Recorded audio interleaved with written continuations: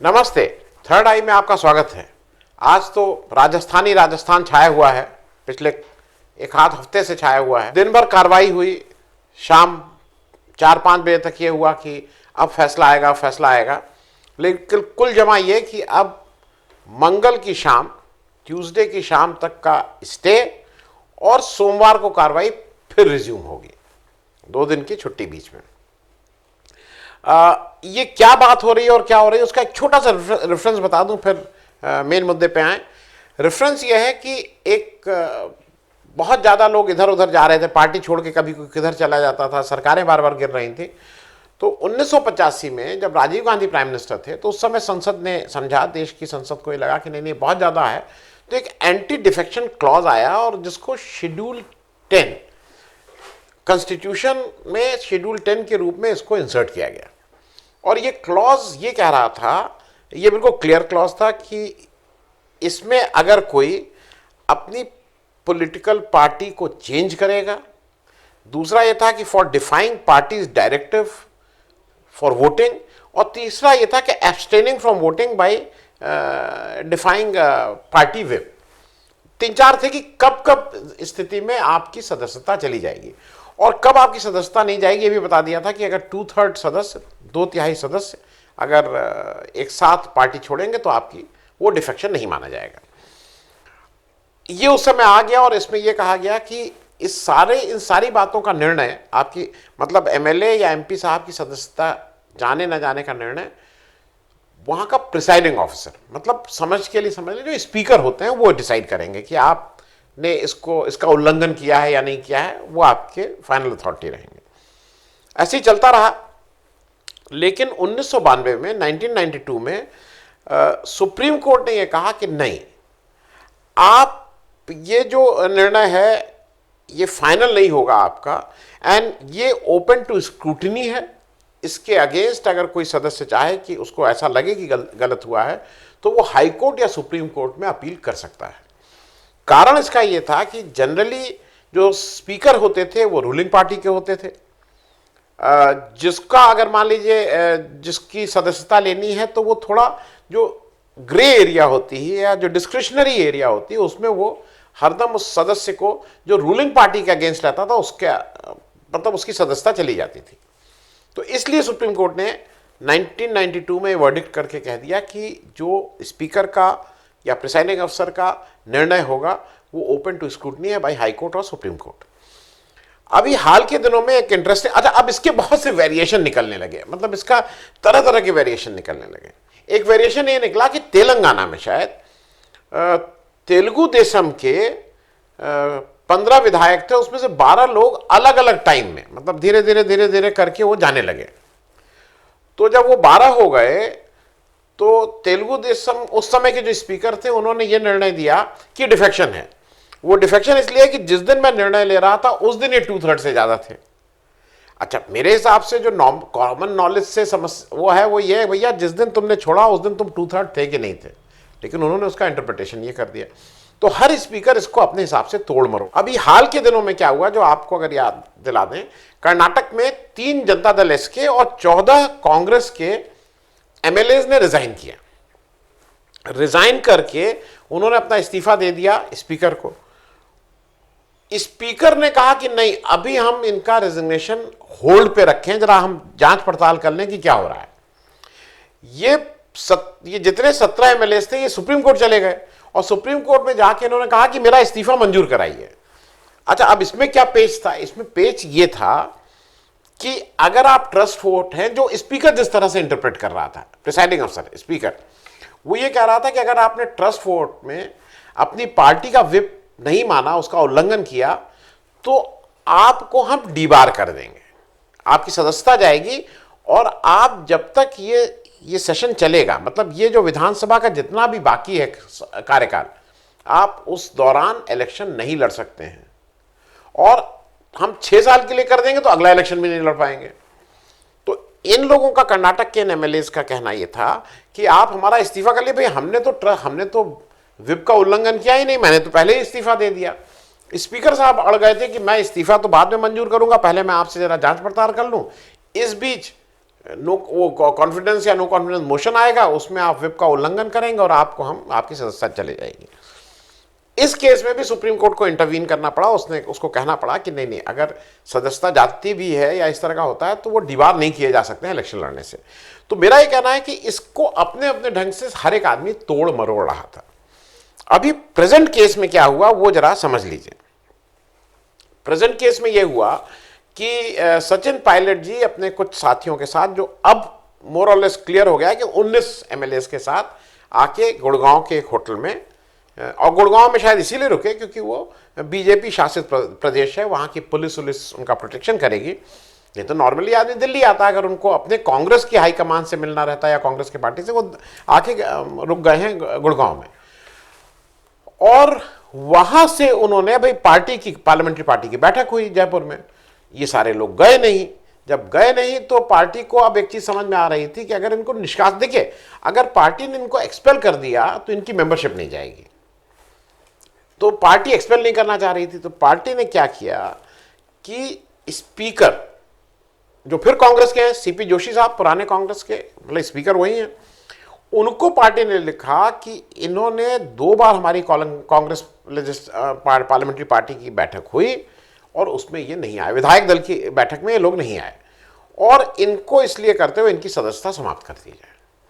अब कांग्रेस अपनी तरफ से, जो वहां पे अशोक गहलोत और उनके जो भी रणनीतिकार हैं, वो ये प्रेशर बना रहे हैं कि भाई अगर ये हो जाएगा कि सदस्यता जा रही है तो ये 19 में से कुछ विधायक, ज्यादा की कम ये नहीं मालूम, फिर वापस भाग जाएंगे, भाई अपनी सदस्यता कोई नहीं जाने देगा, तो ये प्रेशर में आ जाएंगे। अब इधर इन्होंने ये, जो सचिन पायलट साहब थे, इनके पास ये आया कि आपकी सदस्यता क्यों ना जाए, क्योंकि वो रूटीन होता है। स्पीकर ने इन सारे लोगों को लिखा कि 17 तारीख तक जवाब दीजिए, आपकी सदस्यता क्यों ना चली जाए, आपने उसका उल्लंघन किया, आप गए नहीं है। अब ये कह रहे हैं, अब ये चले गए हाई कोर्ट। अब उसमें, अब हाई कोर्ट में बड़े बड़े वकील आ गए हैं। अच्छा, बड़े बड़े वकील आ जाने से बहुत सी चीजें साफ भी हो गई हैं। सचिन पायलट को मुकुल रोहतगी साहब, जो आपको याद दिला रहे हैं अरुण जेटली साहब के बहुत घनिष्ठ थे, भाजपा के विचारधारा को मानने वाले लोग हैं, और हरीश साल्वे साहब, ये लंदन में बैठते हैं, वहीं से प्रैक्टिस करते हैं, मतलब फोन पे अपनी बातचीत करते हैं, फोन पे ही पैरवी करते हैं। और मार्कंडे काटजू साहब ने अभी कल ट्वीट किया है कि इन लोगों की एक अपीयरेंस की फीस 40 लाख रुपया होती है, एक दिन की, पूरे कोर्ट की नहीं, एक दिन की 40 लाख रुपया पर डे होती है, जैसा मार्कंडे काटजू साहब ने अपने ट्वीट में कहा है। अच्छा, उसमें थोड़ा वो भी रहता है, हरीश साल्वे साहब ने, फिर कोर्ट ने, आज कोर्ट 45 मिनट 1 घंटा इसलिए बंद रही क्योंकि हरीश साल्वे साहब ने नाश्ता नहीं किया था। तो उन्होंने कहा मुझे नाश्ता करना है, क्योंकि उनका तबीयत खराब हो जाती, तो उन्होंने को नाश्ता करने के लिए सब लोग रुके रहे। जब वो नाश्ता कर लिए तो कोर्ट ने फिर से रिज्यूम किया। तो खैर ये सब चल रहा है। अब इसमें एक चीज बिल्कुल, अच्छा अब क्या हो रहा है, ये कह रहे हैं कि हम तो कहीं गए ही नहीं बाहर, हम तो कांग्रेस ही में हैं। लेकिन इन सारी चीजों में कुछ चीजें स्पष्ट होती जा रही हैं। अब कुछ चीजें, अब आ जाए हम लोग मेन घटनाक्रम के ऊपर। पहली चीज, बीजेपी में वसुंधरा राजे बिल्कुल चुप हैं, एब्सोल्युटली साइलेंट। और ये जग जाहिर है कि 2018 में मतलब वसुंधरा राजे जब विधानसभा का इलेक्शन हो रहा था, तो उस समय जो उस समय के अध्यक्ष थे भाजपा के, उन्होंने बहुत कोशिश की थी कि वो अपने खास गजेंद्र सिंह शेखावत को, जो इस समय जल शक्ति मंत्री हैं केंद्रीय मंत्रिमंडल में। अच्छा, ये मतलब हमारे देश को समझ लीजिए, रेगिस्तान का आदमी, मतलब मैं राजस्थान को इसलिए बोल रहा हूं कि राजस्थान तो भाई नदियों का तो प्रदेश नहीं कहेंगे, नदियों का प्रदेश तो नहीं है। राजस्थान के आदमी को हमारे यहां जल शक्ति मंत्री बनाया गया है। मुझे कहना कुछ नहीं है, मतलब हो सकता है लोग कहेंगे नहीं नहीं ऐसे ही आदमी को बनाना चाहिए, बहुत अच्छी बात है। मतलब पहाड़ के आदमी को आप समुद्र का चार्ज दे दीजिए, समुद्र के किनारे रहने वाले को आप पहाड़ का चार्ज दे दीजिए, ये अच्छी बात है। मतलब अगर इस तरह का टैलेंट है तो मुझे कुछ इसमें नहीं कहना। लेकिन जल शक्ति मंत्री हमारे यहाँ वो हैं जो राजस्थान से आते हैं, जो मूल रूप से दुनिया में और देश में रेगिस्तान के कारण जाना जाता है। खैर, तो ये अमित शाह जी के बहुत खास थे, इनको अमित शाह जी बनाना चाहते थे, भाजपा का प्रदेश अध्यक्ष, वो वसुंधरा राजे ने बनने नहीं दिया था। और उस समय मदन लाल सैनी को बनाया गया था प्रदेश अध्यक्ष। हालांकि वो बहुत उनके मन के तो नहीं थे वसुंधरा राजे के, लेकिन वो अमित शाह के आदमी भी नहीं थे। तो वो एक पुराना थोड़ा टकराव चल रहा है अभी तक। तो ऐसा माना जा रहा है क्योंकि वसुंधरा राजे ने कहीं नहीं आई हैं, वो जो एक दो बार बीजेपी ने मीटिंग करने की कोशिश की वो उसमें भी नहीं आई, शायद इसीलिए बीजेपी ने मीटिंग नहीं की। तो अब ये बिल्कुल स्पष्ट है कि जिसको कहते हैं ना, ये सारा खेल दिल्ली से खेला जा रहा है। अच्छा, वो और भी स्पष्ट हो गया क्योंकि आज कुछ 3-4 लोगों के टेप आ गए हैं, वो आप लोगों ने भी सुने होंगे, हर न्यूज चैनल पे सुनाया जा रहा है। एक सज्जन है कोई संजय जैन साहब, उन्होंने एक किसी भंवरलाल शर्मा जी से, क्योंकि जो भंवरलाल शर्मा एमएलए 7 बार के हैं, वो कह रहे हैं मैंने नहीं किया, मेरी आवाज नहीं है। लेकिन किसी भंवरलाल शर्मा ने, जो अपने को कहता है कि मैं 7 बार का एमएलए हूं और इसकी वजह से मेरा जो भी देखभाल होनी है भाजपा से वो जरा बेटर होनी चाहिए बाकी से। अब इसका क्या मतलब है ये आप लोग अपने आप समझ लीजिए। मतलब बाकी की जो भी देखभाल हो, उनका जो भी सामान पहुंचाया जाए, मेरा सामान थोड़ा उससे ज्यादा और मेरी देखभाल भी ज्यादा हो। संजय जैन को वहां की पुलिस ने ऑलरेडी गिरफ्तार कर लिया है इन सबको की बात करते हुए, और ये 2-3 दिन पहले का वो है। उसके बाद चूंकि बार बार उसमें नाम आया है गजेंद्र सिंह शेखावत का, और गजेंद्र सिंह शेखावत ने बात भी की है, अब ये हो सकता है कोई और हो, लेकिन उसके उस टेप के अनुसार ये वो वही हैं जो केंद्रीय मंत्री हैं। उनसे पूछताछ करने के लिए राजस्थान पुलिस निकल पड़ी है। तो एक मतलब अच्छा नाटक इस समय देश में चल रहा है, सबका उसी में मन लगा हुआ है। अब ये तो दिल्ली से खेला जा रहा है, ये स्पष्ट हो गया है, क्योंकि अगर गजेंद्र सिंह शेखावत जी इसमें इन्वॉल्व हैं और अगर वसुंधरा राजे अभी तक नहीं बोल रही है, तो ये बिल्कुल क्लियर है कि दिल्ली से खेला जा रहा है। दूसरा एक चीज और आप समझ लीजिए कि जब ये कोर्ट चले गए हैं सचिन पायलट, तो मुझे अब नहीं लगता है कि अब पैचअप की कोई उम्मीद रह गई, क्योंकि अभी अगर कोर्ट जा रहे हैं, ये सब जा रहे हैं, तो ये कोई नेपथ्य से कोई बड़े लोग इस खेल को अब खेल रहे हैं, और मेरे ख्याल में अब पैचअप के से आगे निकल चुके हैं ये फिलहाल इस समय। दूसरा ये है कि चॉइस ऑफ, जो बार बार कहा जा रहा है, हर पेपर में भी आ रहा है कि चॉइस ऑफ लॉयर्स भी इंडिकेट कर रहे हैं कि कौन किसके पीछे है। ट्रेडिशनली अभी तक भाजपा के सारे केसेस जो हैं वो मुकुल रोहतगी और हरीश साल्वे साहब ही लड़ते आए हैं। तो ऐसा माना जा रहा है कि अगर सचिन पायलट का केस वही देख रहे हैं, तो शायद ये कहीं ना कहीं भाजपा का प्रत्यक्ष या अप्रत्यक्ष रूप से इसमें समर्थन है। अभिषेक मनु सिंघवी साहब मतलब स्टेट की तरफ से, राजस्थान सरकार की तरफ से केस लड़ रहे हैं। एक जो अंतिम बात मैं कह के खत्म करूंगा, एक थोड़ा सा, क्योंकि ये भी सारा कुछ प्लेइंग फॉर गैलरीज हो रहा है। जब सिंधिया जी ने छोड़ी थी कांग्रेस और भाजपा में गए थे, तो उन्होंने एक उस समय एक इस तरह का वो बना था कि भाई ये उनसे मिलना चाहते थे कांग्रेस हाईकमान से। हाईकमान मतलब वही राहुल गांधी और सोनिया गांधी जी से। वो उन्होंने समय नहीं दिया, और इसी तरह का ट्रीटमेंट होता है, इसी तरह से किसी को समय नहीं दिया जाता है, और इसलिए उन्होंने छोड़ दी। इस बार मेरे ख्याल में ये दोनों लोग जिसको कहते हैं कि फ्रंट फुट पे थे। पहली चीज, कांग्रेस हाईकमान इंश्योर्ड कि उन्होंने सारे ढंग से उन्होंने वो करके किया कि भाई हम लोग अवेलेबल हैं, हम 4-6 बार बात कर रहे थे उनकी जो भी टॉप लीडरशिप थी। तो एक तो अब ये नहीं कहा जा सकता है इनकी तरफ से कि भाई विक्टिम वाला कार्ड जो है ना, कि हमसे कोई बात ही नहीं कर रहा था। अब बहुत स्पष्ट हो गया है कि एक ही बात थी कि ये कहते थे कि मुझे चीफ मिनिस्टर बनना है। अच्छा, अब दिक्कत कहां जो हुई वो मैं जरा जल्दी से सम अप करूं। दिक्कत एक ही चीज थी कि सचिन पायलट का सिंगल एक पॉइंट प्रोग्राम था चीफ मिनिस्टर बनना। बीजेपी का सिंगल पॉइंट प्रोग्राम था कि यह सरकार किसी तरह से गिर जाए। ये दोनों चीजें कॉमन गोल नहीं थे, दोनों के अलग अलग गोल थे। वो अलग बात थी कि सचिन पायलट को लग रहा था कि अगर सरकार गिरेगी तो मुझे बना दिया जाएगा, लेकिन मालूम नहीं कैसे सचिन पायलट साहब ये सोच रहे थे उनको बना दिया जाए, जबकि वसुंधरा राजे जी के पास वहां का जो विधायक दल इस समय भाजपा का है, उसकी मेजॉरिटी जो है वो वसुंधरा राजे के साथ है। वो वहां की स्टैब्लिश बड़ी नेता है। सिर्फ बात ये कहेंगे कि अब वो दिन चले गए जब आप सोचिए कि अगर आज से 10, 20, 25 साल पहले इस तरह के टेप रिलीज हुए होते, तो वो जो भी व्यक्ति होता वो रिजाइन भी कर देता और चुनाव में जाता तो 100% हार जाता।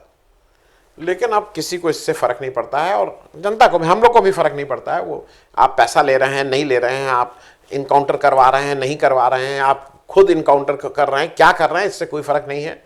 आप आइए, हम इन सब बातों पे आपको वोट, अब ये सब क्राइटेरिया ही नहीं है वोट का। खैर चलते चलते, चूंकि अब हम लोग कोरोना की बात लास्ट में करते हैं, जो सबसे भयावह है, और शायद इसलिए लास्ट में करते हैं कि जब ये प्रोग्राम खत्म हो तो आपको याद रहे कि कोरोना भी चल रहा है, क्योंकि देश में बाकी जो चीज़ें हो रही हैं उसके हिसाब से तो अब कोरोना लोग भूल गए हैं। प्रधानमंत्री जी भी उस बार आए थे, याद है ना, कि 22 दिन में महाभारत और कितने 14 दिन में महाभारत क्या क्या कहे थे, लेकिन वो महाभारत क्या, वो तो महाविकराल रूप हो गया है। दुनिया में 1,39,00,000 लोग अब तक संक्रमित। कल ऑल टाइम हाई था दुनिया में 2,48,800, करीब 2.5 लाख लोग एक दिन में संक्रमित हुए थे, अभी तक का हाईएस्ट वो। डेथ अभी तक कुल दुनिया में 5,93,000। हिंदुस्तान में अभी तक अब हम लोग 10 लाख क्रॉस कर गए हैं, जिसको अंग्रेजी में अब कहने में आसानी हो, वी आर ऑलरेडी 1 मिलियन। 10,08,480। कल का इन्फेक्शन ऑल टाइम हाई 35,468। अब हम लोग 30,000 के ऊपर लगातार चल रहे हैं। डेथ 680 ऑल टाइम हाई, 680 अभी तक का सबसे ज़्यादा फिगर। कुल डेथ 25,664। Active cases 3,45,170। कल शाम को जब हम लोग लाइव करेंगे तो कुछ कोरोना पे बातचीत कर रहे हैं, कुछ स्पेशलिस्ट को लाने की इसमें कोशिश हो रही है, और क्योंकि ये तो अब कोरोना रुकेगा ही रुकेगा और corona is going to stay. तो अब इसको कैसे हैंडल करना है, हम और आप क्या करें, हमारे हाथ में कुछ है कि नहीं है, क्योंकि अभी 3.5 लाख लोगों में ही हमारी मोर और लेस जो व्यवस्था है वो चरमरा गई है। लेकिन कोरोना तो रहेगा ही रहेगा, इससे कैसे हैंडल करेंगे, कल शाम को 5 बजे हम लोग लाइव में इस पर बात करेंगे। धन्यवाद।